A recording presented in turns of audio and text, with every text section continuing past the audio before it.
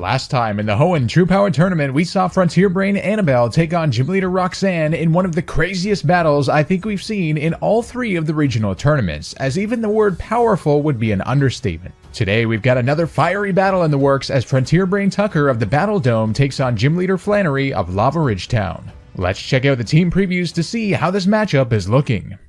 Tucker enters the tournament with quite a beastly looking team with tanky threats like Swampert, Metagross, and Arcanine, and speedier offensive threats like Salamence and Charizard too.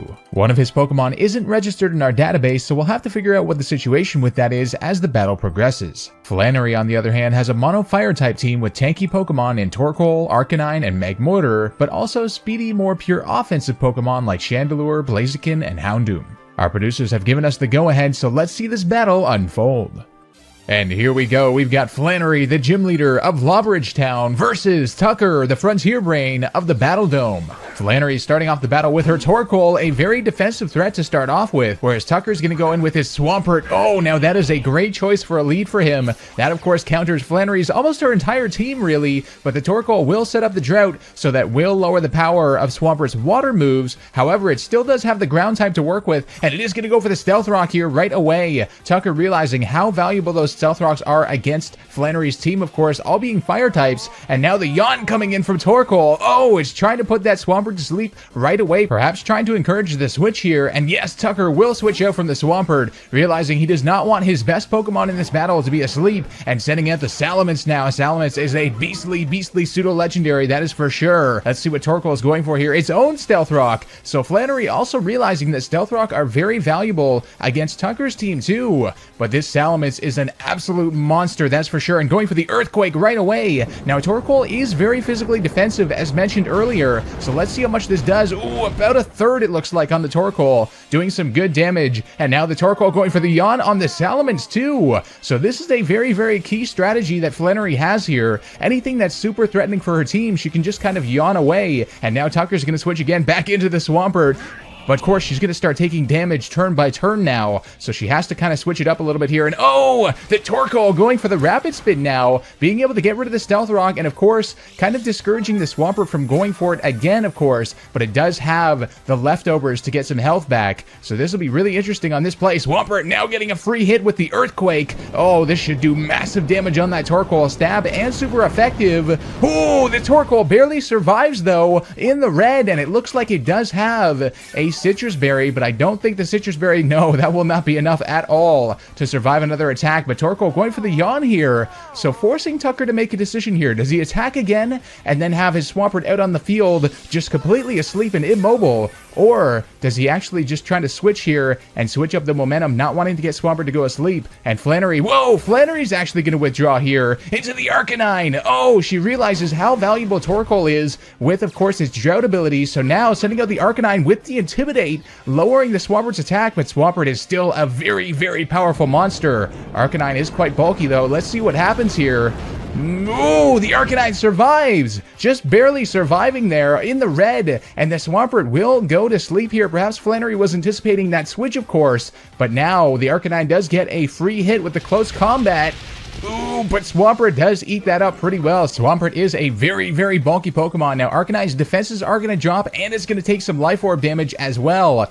The Swampert staying asleep, though, thankfully. Now, Flannery has an interesting decision to make here. She could either go for another close combat, which will not take out the Swampert, or she could switch out. The only risk there being, yeah, she is going to go for the close combat, because of course, if the Swampert did wake up and went for Stealth Rocks, that Arcanine would be dead on the switch-in, so very dangerous for her. But now she has, oh no, the Arcanine is going to go down to the Life Orb, though. So Arcanine going down to its own damage, and Swampert staying asleep, so perhaps Tucker could have gone for the Stealth Rock there, knowing that Arcanine was going to die to its own recoil, but no, that Swampert will be staying asleep, and going into the yellow here with its leftovers. Flannery now sending out the Blaziken. Oh, we got Gen 3 starter Pokemon going head-to-head here. The Blaziken will definitely outspeed even if the Swampert wakes up. Here comes the knockoff. Oh, so that will take down the Swampert. Now, Tucker was very ill-advised to switch there if the knockoff was coming in. Doesn't want to lose an item, and of course, sending in the Swampert later on with Stealth Rock damage and, of course, the Sleep. Not a great idea. So Salamence now coming in with the Intimidate. That is a good switch there. Blaziken can't really do a whole lot against Salamence here. Salamence going for the Earthquake right away. Oh, that is dangerous for Blaziken. Blaziken does have a little bit of bulk, but not much. Oh, it does survive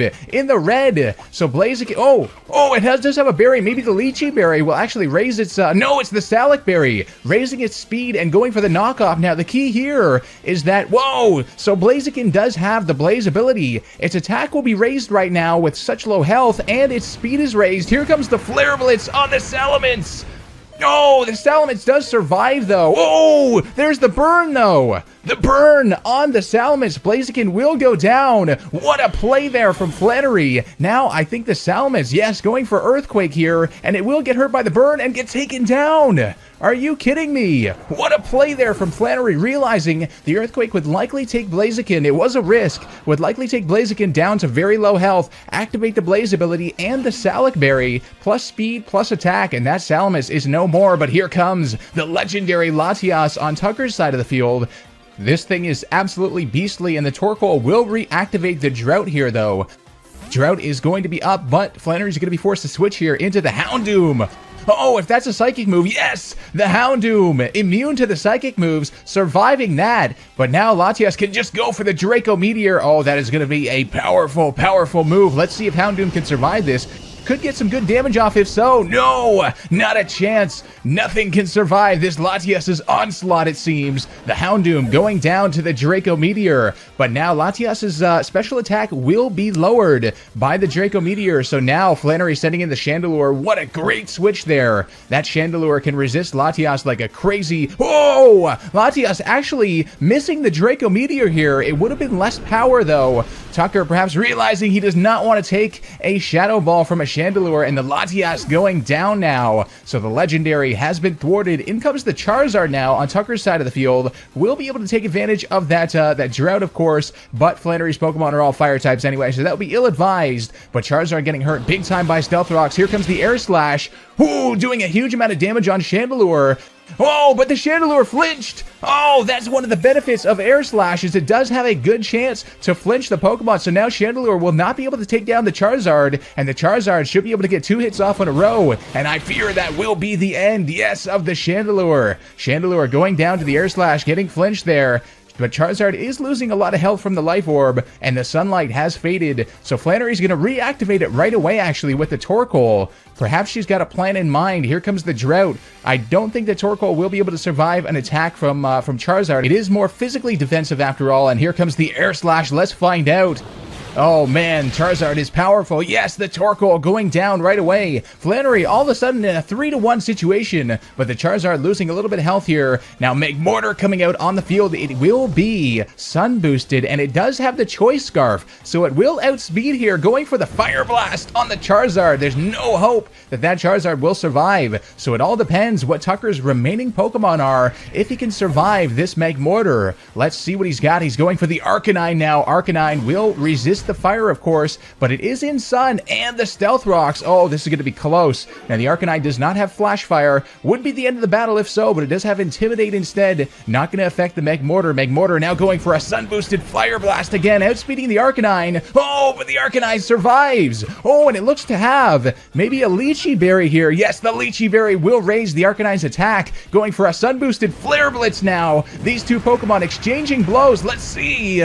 No, Magmortar survives just barely, and the Arcanine will go down to its own recoil. All of a sudden, Tucker left with one Pokemon. Evening this battle up here is Flannery. Oh, but it is Metagross. Now, Metagross is weak to fire. That is the key here, but it might have priority Bullet Punch, which could potentially, yes, the Bullet Punch coming in. Will this take down the Magmortar? Yes, the Magmortar going down. Metagross able to pull it off with the priority move. Flannery got that really, really close. Props to her. One of the best performances I think we've seen from a gym leader here. But ultimately, the Frontier Brain emerging on top. Tucker taking the battle 1-0, just barely over Flannery, and will be moving to the next round. Before we go, I'd just like to remind you guys to leave a like and subscribe if you haven't already if you enjoyed the video. Huge thanks goes to our YouTube members and patrons on Patreon. If you want to support the channel and get some cool perks, the links to support will be in the description below. This has been Soul Spectre, and I'll see you guys next time for some more True Power.